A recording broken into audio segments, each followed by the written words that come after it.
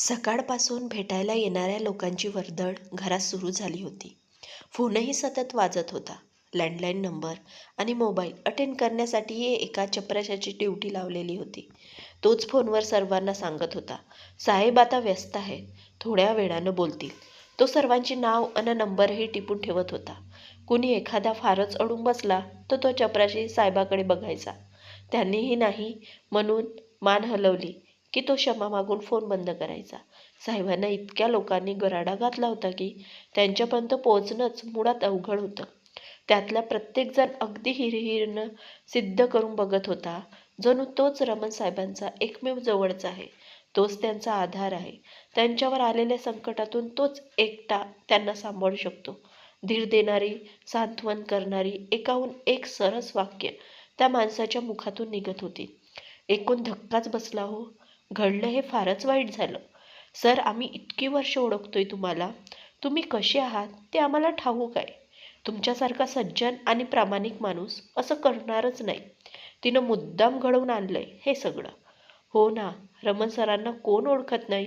ज्या डिपार्टमेंटमध्ये लाच घेतल्याशिवाय एक कागद पुढे सरकत नाही, त्या डिपार्टमेंटमध्ये ते इतकी वर्ष स्वच्छ चारित्र्यानं वावरले. कधी एक पैसा कुणाकडून घेतला नाही. आणि एका स्त्रीवर बळजबरी केल्याचा आरोप लावला जातो त्यांच्यावर. सर, तुम्ही काळजी करू नका. आम्ही तुमच्यावर हा आरोप लावू देणार नाही. MCD इतकं मोठं व्यवस्थापन आहे. इथं तर असं काहीतरी नेहमीच चालू असतं. सर, तुम्ही हे मनाला लावून घेऊ नका. सीमा तशीही चवचाड स्त्री आहे. तिला सगळेच ओळखतात. गर्दी वाढत होती तसा चर्चाही वाढत होत्या. सहानुभूती दाखवणाऱ्यांच्या चेहऱ्यावर आनंदही दिसत होता. कारण रमण अत्यंत शुद्ध, स्वच्छ चारित्र्याचा होता. इतरांना त्यांचा हेवा वाटे, धाकही वाटे. ज्यांना त्यानं लाज घेऊ नका असा सज्जड दम दिला होता, त्यांना तर आज त्यांच्यावर एका स्त्रीनं तिच्या अब्रूवर रमण उठलाय असा डांगोरा पिटलाय म्हटल्यावर मनातून त्यांना सुप्त समाधान वाटत होतं. आता जर सस्पेंड झाला तर काय होईल? कोर्टात केस होईल, अब्रूची लख्तर वेशीवर टांगली जातील. घरीदारी कोणी मान तरी देईल का? रमणची बायको अनुराधा सकाळपासून स्वतःच्या खोलीतून बाहेरही आली नव्हती. जेव्हापासून तिला तिच्या नवऱ्यावर आलेला आळ आणि त्याला कदाचित सस्पेंड करतील ही बातमी कळली होती, तिच्या डोळ्यातले अश्रू थांबलेच नव्हते. रमण असं करणार नाही याबद्दल तिला खात्री होती. पण इतका उघड आरोप झालाय म्हणजे काहीतरी असेलही ही शंका जीव कुरडत होती. MCD मधला इतका मोठा अधिकारी इतकी खालची पातळी गाठू शकतो या कल्पनेनंच ती अर्धमेली झाली होती. दुपारपर्यंत घरी आलेले सगळे लोक रमणचा निरोप घेऊन त्यांच्याशी हात मिळवून निघून गेले होते. रविवार होता म्हणून इतकी मंडळी येऊ शकली होती. बरेच लोक सुट्टी घ्यावी लागली नाही म्हणून. अनेक जण न येण्याबद्दल काही कारण द्यावं लागत नाही म्हणून आनंदातच होते. त्यांच्यावर जळणारे, त्यांचा हेवा करणारे देखील दिलाशाचे बोल बोलून निघून गेले.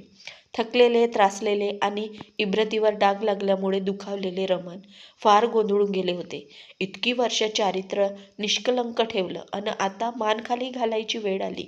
एवढीशीही चूक नसताना इतका अपमान सहन करावा लागतोय. घरच्यांना, नातलग, परिचितांना काय उत्तर द्यायचं? पाय ओढत कसेबसे रमण आपल्या खोलीत आले. त्यांना बघताच पत्नी अनुराधा तिथून उठून बाहेर जाऊ लागली. तिच्या सगळ्या नातलगांनी त्याच खोलीत ठिय्या दिला होता. रमणनं तिचा हात धरला. ते इतर लोकांना म्हणाले, मला अनुराधेशी थोडं बोलायचं आहे. तुम्ही सर्व काही वेळांसाठी बाहेर गेलात तर बरं होईल. मला तुमच्याशी काहीही बोलायचं नाही. त्यांचा हात झटकून टाकत अनुराधा रागात म्हणाली, काय उरलंय आता सांगायला अन ऐकायला? कुठं टोन दाखवायला जागा नाही उरली मला. अहो, निदान मुलांचा तरी विचार करायचा होता. 2 मुलं आहेत तुम्हाला अन 42 वर्षाचं वय आहे. या वयात असं वागताना लाज नाही वाटली? बोलता बोलता तिला परत रडू कोसळलं. राधा, तू शिकलेली आहेस, रोज पेपर वाचतेस. अगं, स्त्रियांच्या बाजूने कायदे झाल्यापासून पुरुषांना अशा प्रसंगांना सामोरं जावं लागतं. अगं, मला अडकवलं यात. यातलं एकही अक्षर खरं नाही आहे. आक्रस्ताळा अन कष्ट न करता सर्व असलेल्या स्त्रिया असं वागतात हे तर तुलाही ठाऊक आहे ना? अन तू मला ओळखत नाहीस का? माझं किती प्रेम आहे तुझ्यावर, मुलावर आणि संसारावर. तुला माहीत आहे ना मी असं कसं वागेन? तू तरी निदान मला समजून घेशील ना? इतकं सगळं झाल्यावर आता आणखी काय समजून घ्यायचं शिल्लक राहिलं आहे? तुम्हीच विचार करा, कुणीही स्त्री असं कशाला करेल? त्यात तिचीही बेअब्रू आहेच ना. तीही विवाहित आहे. विनाकारण इतका मोठा आरोप तुमच्यावर का करेल ती? तिनं खोटेपणा केला हे सिद्ध झालं तर तिची नोकरी जाईल, ती सस्पेंड होईल. एवढंच नाही तर तिचाही संसार उद्ध्वस्त होईल ना. मला उगीच काहीतरी सांगू नका. पुढे काय होईल कुणास ठाऊक. पण आता तरी मी तुझ्याबरोबर राहू शकणार नाही. मी मुलांना घेऊन आजच माहेरी जाते आहे. इतक्या वर्षाच्या वैवाहिक जीवनात तुमच्यावर कायम विश्वास ठेवला मी. तुम्ही मात्र विश्वासघात केलात माझा. राधा फुत्कारली. उगीच भलते आरोप करू नकोस. मी कोणतीही चूक केली नाही आहे. न ऐकलेल्या गोष्टीची शिक्षाही मी भोगणार नाही. इन्व्हेस्टिगेशनमध्ये खरं काय ते समोर येईलच. मागेही मी तुला सांगितलं होतं की माझ्या हाताखाली काम करणारी सीमा फार आळशी आणि कामचोर आहे. ती माझ्या नावावर लोकांकडून पैसे घेते. साहेबांनीच मागितले आहे म्हणून खोटं बोलते. त्यामुळे तिचं प्रमोशन होत नाही आहे. MCD असा विभाग आहे जो सर्वात वाईट आणि भ्रष्ट म्हणून ओळखला जातो. तिथंही मी माझं नाव निष्कलंक ठेवलंय.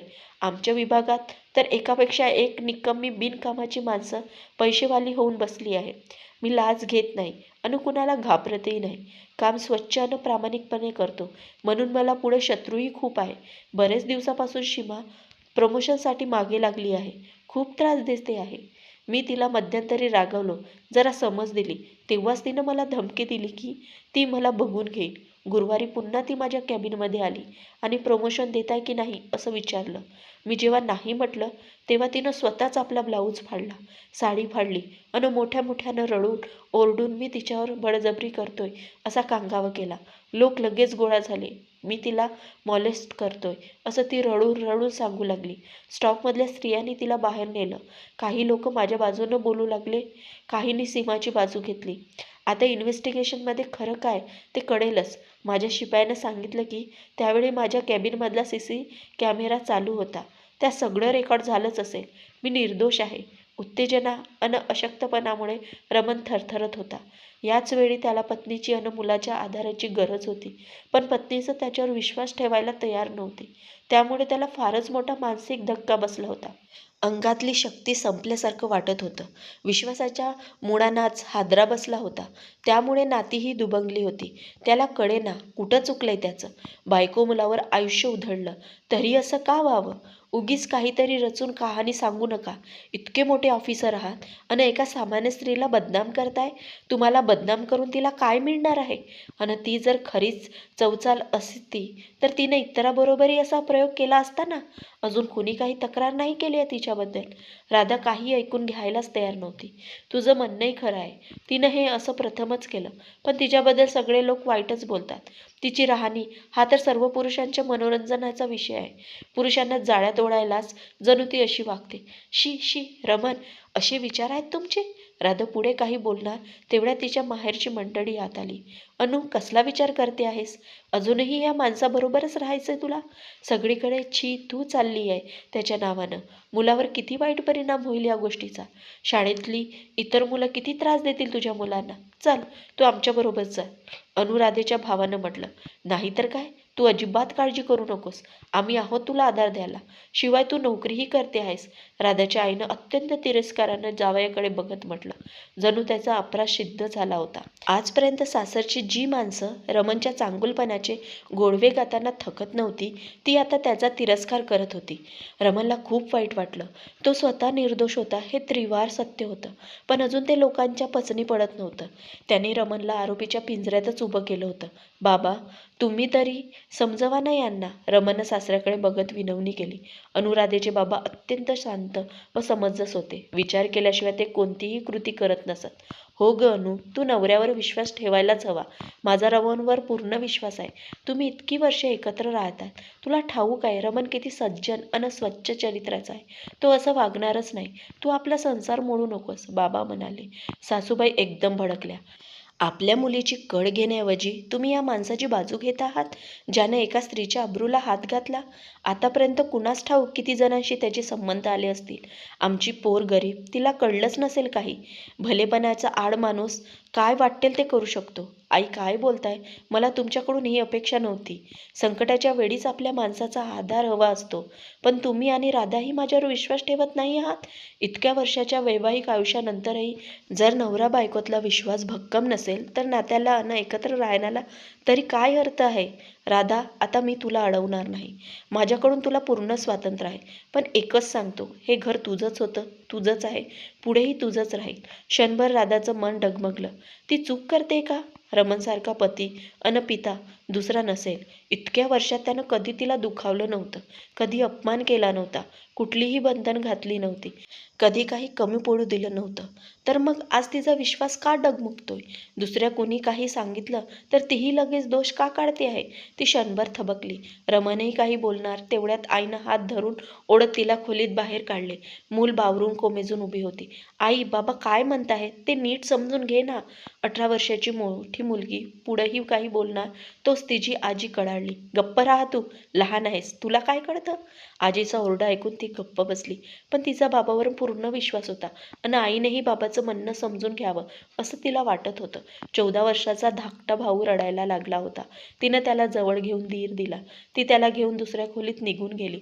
तिला स्वतःलाही रडायला येत होतं. आजी सकट सगळ्यांचाच खूप खूप राग आला होता. तिच्या बाबांना कोणी नावे ठेवलेली तिला अजिबात आवडत नव्हती. राधा आणि मुलं निघून गेल्यावर ते घर रमणला खायला उठलं. त्यांना आता सीमाची भीती वाटू लागली. ती कोर्टातही सांगेल की रमणनं पूर्वीही तिच्याबरोबर बळजबरी करण्याचा प्रयत्न केला होता. एवढंच नव्हे तर सेक्स संबंधासाठीही विचारलं होतं. रमणची बाजू कितीही भक्कम असली तरी त्यांच्याकडे पुरावा कुठं होता? एकमेव भिस्त होती ती खोलीतल्या कॅमेऱ्याच्या फुटेजवर. पण ती फिल्म त्यांनी डोळ्यांनी बघितलीच नव्हती, कारण ती आता कोर्टातच दाखवली जाणार. पण कायदे अशा बाबतीत स्त्रियांच्या बाजूचेच असतात. त्यातून हे सर्व प्रतिष्ठित ऑफिसच्या प्रतिष्ठित ऑफिसरसोबत घडत होतं, जो अत्यंत भीरू होता. कायदा विकत घेणं त्याला जमणार नव्हतं. जे एरवी गुंडपुंड सहज करतात. बायको मुलं सोडून गेली. बरेचसे नातलगही दूर झाले. मित्रही थोडेच उरले. रमणला एकाकी खूप भीती वाटली. घशाला कोरड पडली. घरात अंधारात एकटेच बसून होते. पाणी हवं होतं. प्यायला पण उठावं असं वाटेना. सवयीप्रमाणे राधा म्हणून हाक मारणार तेवढ्यात आठवलं की ती इथं नाही आहे. अन अचानक समोर अनुराधा दिसली. हा भास की वस्तुस्थिती? तो दचकून सावरून बसला. खोलीतला दिवा लावत राधा म्हणाली, मला क्षमा करा रमण. मी तुमच्यावर रागावले. तुमचं म्हणणं ऐकून घेतलं नाही. विश्वास ठेवला नाही. या गुन्ह्यासाठी द्याल ती शिक्षा मी भोगेन. फक्त मला क्षमा करा. मला खरं काय ते कळलं आहे. तुमची बाजू कळली आहे. तिनं त्यांना मिठीत मारली. तिच्या डोळ्यातून अश्रू ओघळत होते. पश्चाताप झाला होता तिला. अगं, पण अजून केस, इन्व्हेस्टिगेशन पूर्ण कुठे झालंय? रमणच्या मनातली भीती आता पूर्णपणे गेली होती. खोलीतल्या उजेडात राधाच्या मिठीत त्यांना खूप सुरक्षित वाटत होतं. राधानं त्यांच्या खांद्यावर डोकं टेकवलं. ती बोलू लागली, सीमाचा नवरा मला भेटायला आला होता. त्यांनी मला सांगितलं की ते सार्वजनिकरित्या ते बोलू शकणार नाही, कारण ते स्वतः आजारी आहेत. घर सीमाच चालवते. पण त्यांनी तुमची क्षमा मागितली आहे, कारण सीमानं हा सगळा बनाव मुद्दाम घडवून आणला आहे. एरवी तुमच्या प्रामाणिकपणाची अन शुद्ध चारित्र्याची तिलाही भीती वाटते. पण ती फार महत्त्वाकांक्षी आहे. कष्ट न करता सगळं मिळावं हा एक अजून दुर्गुण तिच्यात आहे. तिच्यामुळे आपण विभक्त झालो हे त्यांच्या मनाला फार लागलंय.